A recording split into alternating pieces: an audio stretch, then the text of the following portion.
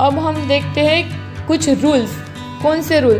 तो कि इलेक्ट्रॉन जब ऑर्बिट में फील होते हैं, कोई भी ऑर्बिट में इलेक्ट्रॉन फील होते हैं, तो उसके लिए कुछ रूल होते हैं। कौन कौन से रूल होते हैं देखते हैं, चलो।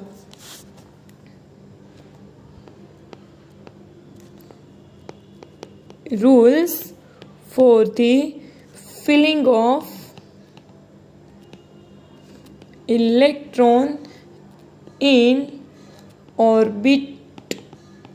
orbital of any atom। देखते हैं कौन कौन से रूल है। तो फर्स्ट रूल है आउफबाउफ।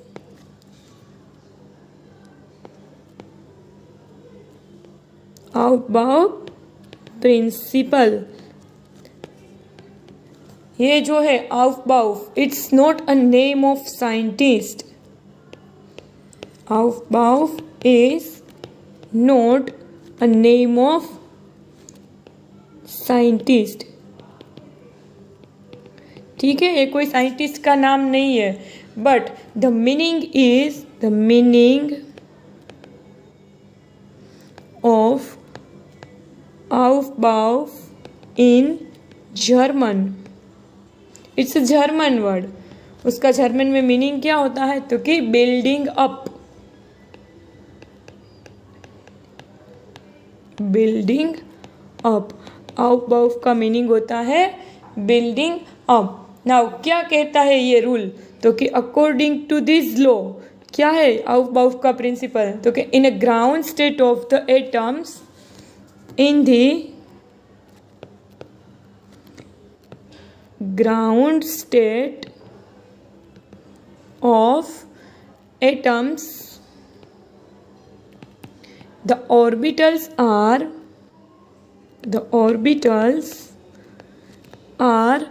filled in order of their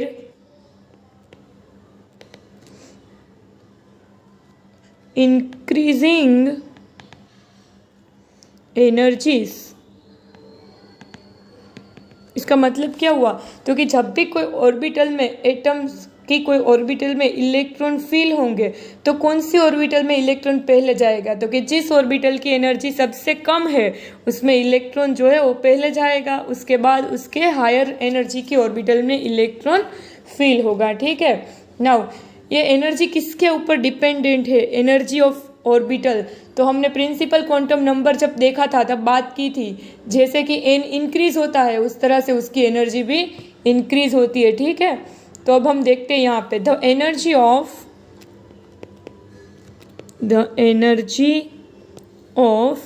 orbital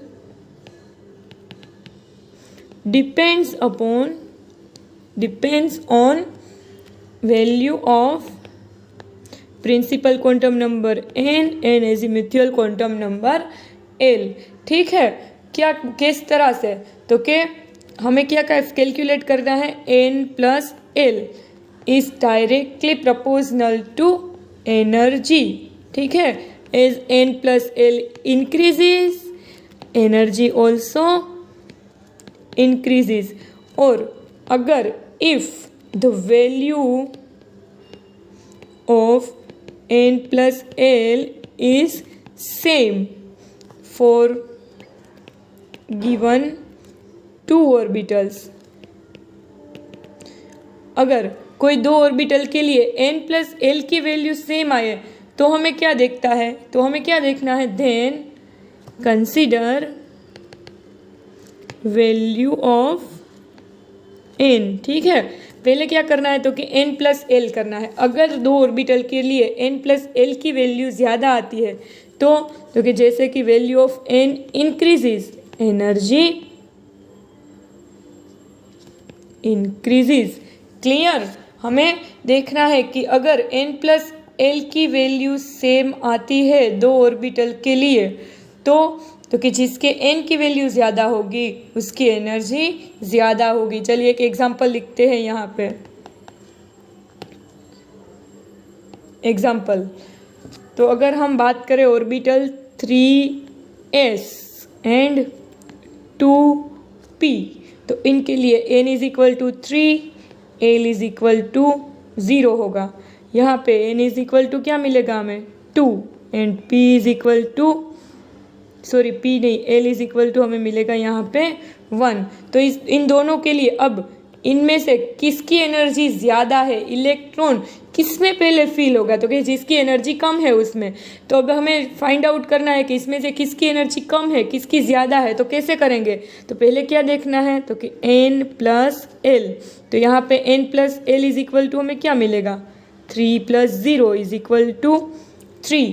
यहाँ पे क्या मिलेगा n plus L is equal to 2 plus 1 is equal to 3।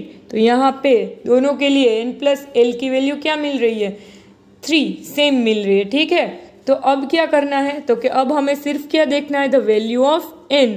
तो यहाँ पे 3s के लिए वैल्यू ऑफ n क्या है 3 और 2p के लिए वैल्यू ऑफ n 2 है। तो जिसकी n की वैल्यू ज़्यादा है उसकी एनर्जी ज़्यादा होगी। ठीक है, the energy of 3s is greater than energy of 2p orbital. तो अब इलेक्ट्रॉन है वो पहले कौन सी ऑर्बिटल में जाएगा, तो कि पहले वो 2p ऑर्बिटल में जाएगा। जब 2p ऑर्बिटल फुल्ली फिल्ड हो जाएगी उसके बाद इलेक्ट्रॉन कहाँ जाएगा, तो कि 3s में। ठीक है, चलो अब हम ऑर्डर याद रखते हैं। इलेक्ट्रॉन फिलिंग का ऑर्डर क्या होता है देखते हैं। Order of filling of orbitals, कैसे याद रखना है ये ऑर्डर, तो देखिए पहले यहाँ से शुरू करना है। पहले कौन सी ऑर्बिटल आती है, तो कि s, उसके बाद आती है p, उसके बाद आती है d और उसके बाद आती है f। तो यहाँ पे पहले हम लिखेंगे 1s 2s 3s 4s 5s 6s and 7s। अब p ऑर्बिटल लिखनी है, तो p ऑर्बिटल की शुरुआत करनी है हमें n इज इक्वल टू 2 से। तो यहाँ पे लिखेंगे 2p 3p 4p 5p 6p and 7p तक। ठीक है, चलो अब d ऑर्बिटल, तो d ऑर्बिटल की शुरुआत हम करेंगे 3d से। ठीक है, यहाँ पे 3d 4d 5d 6d 7d। यहाँ पे सिर्फ हम 6 तक ही लिखते हैं अभी। चलो अब f ऑर्बिटल लिखनी है, तो f की शुरुआत करेंगे 4 से। ठीक है, 4f एंड 5f। क्लियर, चलो अब क्या करना है, तो कि इलेक्ट्रॉन सबसे पहले किस में जाएगा, तो कि ऑब्वियसली 1s में ही जाएगा। चलो तो यहाँ से शुरुआत करनी है 1s, उसके बाद इलेक्ट्रॉन जाएगा 2s में। ओके 2s, उसके बाद इलेक्ट्रॉन कहाँ जाएगा, तो कि 2p, वहाँ से जाएगा 3s, उसके बाद 3s से सीधा जाएगा 3p, देन 4s, 4s में से इलेक्ट्रॉन जाएगा 3d में। इस तरह क्रॉस में इलेक्ट्रॉन फील होंगे। ठीक है, यहाँ से आएगा 4p, वहाँ से आएगा 5s, वहाँ से इलेक्ट्रॉन जाएगा 4d, then 5p 6s, 6s में से सीधा इलेक्ट्रॉन जाएगा 4f, then 5d 6p, then 7s, 7s में से जाएगा 5f में। और इस तरह से पूरा का पूरा जो हमें है वो क्रॉस में इलेक्ट्रॉन्स को फिल करना है। ठीक है, और अगर ये याद ना रहे तो n प्लस एल वाला रूल तो है ही, उसके हिसाब से हमें कैलकुलेट कर लेना है। ठीक है, चलो तो ये हो गया हमारा इलेक्ट्रॉन फिलिंग का ऑर्डर। क्लियर, अब नेक्स्ट देखते हैं Pauling exclusion principle. Pauling's exclusion principle क्या बोला पावलिंग ने? Pauling it's a name of scientist. Okay, ये जो 3 रूल है, आउफबाउफ, पावलिंग एंड हुंड, इसमें से आउफबाउफ एक ही है कि जो साइंटिस्ट का नाम नहीं है। Pauling is the name of scientist according to this law. क्या बोला पावलिंग ने? तो कि an orbital can have maximum 2 electrons and the spin of these 2 electrons must be opposite and the spin of these 2 electrons must be opposite। या तो दूसरी तरह से इसको लिखे तो हम लिख सकते हैं कि no two electrons in a single atom can have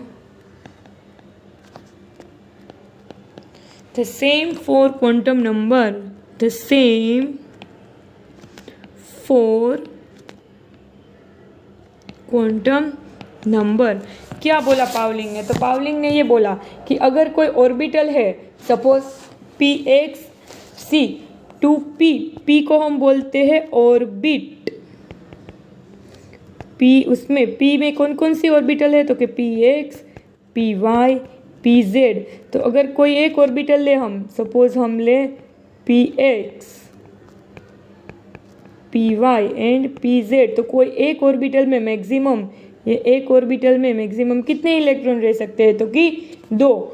और ये जो दोनों इलेक्ट्रॉन है उसकी स्पिन कैसी होगी? तो कि एक दूसरे से ऑपोजिट, एक की स्पिन प्लस होगी तो दूसरे की माइनस, एक की अप होगी तो दूसरे की स्पिन क्या होगी? तो कि डाउन होगी। ठीक है। और या तो हम ऐसा बोल सकते हैं कि कोई भी एक एटम ले, उसमें जितने भी इलेक्ट्रॉन है उसमें से कोई भी 2 इलेक्ट्रॉन के चारों क्वांटम नंबर सेम नहीं होंगे। ठीक है। सपोज हम 2p के ही इलेक्ट्रॉन ले लें, 2px के इलेक्ट्रॉन, तो 2px के लिए value of n l m तीनों क्या होगी? तो कि सेम होगी, but the value of s will be different. एक के लिए s की वैल्यू +1/2 होगी तो दूसरे के लिए -1/2 होगी।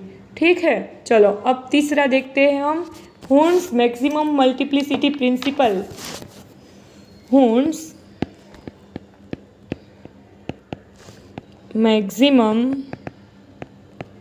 स्पिन मल्टीप्लिसिटी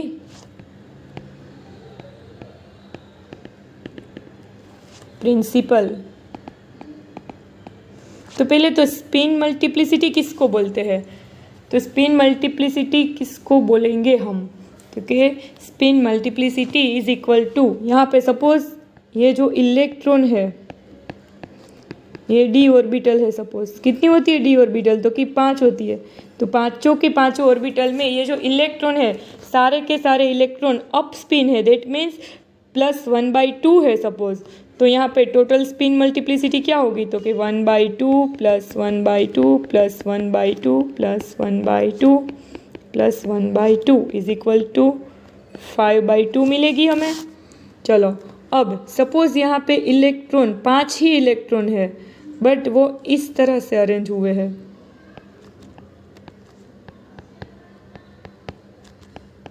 तो यहाँ पे स्पिन मल्टीप्लिसिटी, उसकी स्पिन कितनी होगी? टोटल स्पिन, तो कि S इज इक्वल टू, यहाँ पे फर्स्ट इलेक्ट्रॉन अप स्पिन है तो +1/2, ये वाला इलेक्ट्रॉन डाउन में है तो -1/2, अप है इसलिए +1/2, ये वाला इलेक्ट्रॉन डाउन में है तो -1/2, और लास्ट वाला इलेक्ट्रॉन होगा +1/2। तो यहाँ पे +1/2 -1/2 क्या हो जाएगा? कैंसल हो जाएगा। तो हमें यहाँ पे कितनी वैल्यू मिलेगी? तो कि 1/2। तो इसने क्या बोला है हुंड ने? तो कि कोई भी ऑर्बिटल है उसमें इलेक्ट्रॉन का अरेंजमेंट किस तरह से होगा? तो कि उसकी जो स्पिन है वो कितनी रहे? मैक्सिमम रहे। ठीक है। तो अगर इलेक्ट्रॉन इस तरह से अरेंज होंगे तो ही उसकी स्पिन सबसे मैक्सिमम होगी। अब हम तीसरी भी पॉसिबिलिटी देख सकते हैं यहाँ पे। सपोज ये जो इलेक्ट्रॉन है 2, 3, 4 और 5, तो यहाँ पे हमें S इज इक्वल टू क्या मिलेगा, तो कि 3/2। ठीक है, तो 5 इलेक्ट्रॉन को हमने अलग अलग तरह से अरेंज किया है। तो यहाँ पे हम देख सकते हैं कि जिसमें इलेक्ट्रॉन मैक्सिमम अनपेयर्ड है उसका पेयरिंग नहीं हुआ है। पेयरिंग नहीं हुआ मीन्स कि 2 इलेक्ट्रॉन एक ही ऑर्बिटल में नहीं अरेंज हुए हैं, मतलब अलग अलग ऑर्बिटल में है, अनपेयर्ड इलेक्ट्रॉन है, तब हमें उसकी मल्टीप्लिसिटी, स्पिन मल्टीप्लिसिटी क्या मिलती है, तो कि मैक्सिमम। ठीक है, तो हुंड ने क्या बोला, तो कि सबसे पहले इलेक्ट्रॉन ऑर्बिटल में किस तरह से अरेंज होंगे, तो कि जितनी भी सब ऑर्बिटल है सब में पहले एक एक इलेक्ट्रॉन अरेंज होगा और उसके बाद ही इलेक्ट्रॉन का पेयरिंग होगा। ठीक है, एग्जाम्पल, सपोज डी ऑर्बिटल में 6 इलेक्ट्रॉन फिल होते हैं, तो किस तरह से फिल होंगे, तो कि पहले पांचों की पांचों ऑर्बिटल में एक एक इलेक्ट्रॉन आएगा, उसके बाद जो छठा इलेक्ट्रॉन होगा उसका ही पेयरिंग होगा। ठीक है, 3 इलेक्ट्रॉन है तो हम ऐसा नहीं फिल, इस तरह से हम फिल नहीं कर सकते 3 इलेक्ट्रॉन को, सपोज 1, 2 और 3, इस तरह से इलेक्ट्रॉन ऑर्बिटल में फिल नहीं होंगे। तो किस तरह से होंगे, तो कि सबसे पहले इलेक्ट्रॉन अनपेयर्ड रहने की ट्राई करेंगे। ठीक है, सबसे पहले अनपेयर्ड रहेंगे, 5 इलेक्ट्रॉन अरेंज हो गए, अब भी कोई इलेक्ट्रॉन बचा है तभी जाके वो पेयर्ड होगा।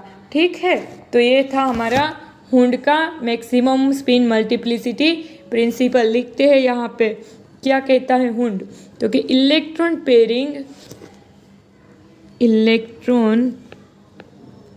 Pairing in p, d and f orbital. देखिए यहाँ पे s ऑर्बिटल की तो बात ही नहीं करेंगे क्योंकि s ऑर्बिटल तो एक ही है। ठीक है, तो उसमें तो एक ही इलेक्ट्रॉन अनपेयर रह सकता है, अब दूसरा आ गया तो दूसरा इलेक्ट्रॉन कंपलसरी पेयर्ड ही होगा। p, d या तो f ऑर्बिटल में हमें ये पॉसिबिलिटी मिलती है कि दूसरा इलेक्ट्रॉन अनपेयर्ड रह सकता है। तो electron pairing in p, d and f orbitals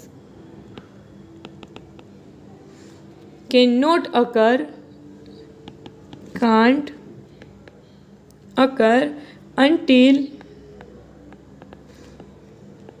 each orbital of a given subshell contains one electron and each orbital is singly occupied। क्या बोला, तो कि जब तक कोई भी सबशेल में, सारी की सारी सबशेल में एक एक इलेक्ट्रॉन ना आ जाए तब तक उस ऑर्बिटल में पेयरिंग हो सकता नहीं है। ठीक है, चलो तो आज यहाँ तक रखते हैं, नेक्स्ट टाइम हम दूसरा वीडियो बनाएंगे। तो अगर आपको मेरे वीडियोस पसंद आते हैं तो इसको लाइक कीजिए और मेरे चैनल को सब्सक्राइब करना मत भूलिएगा।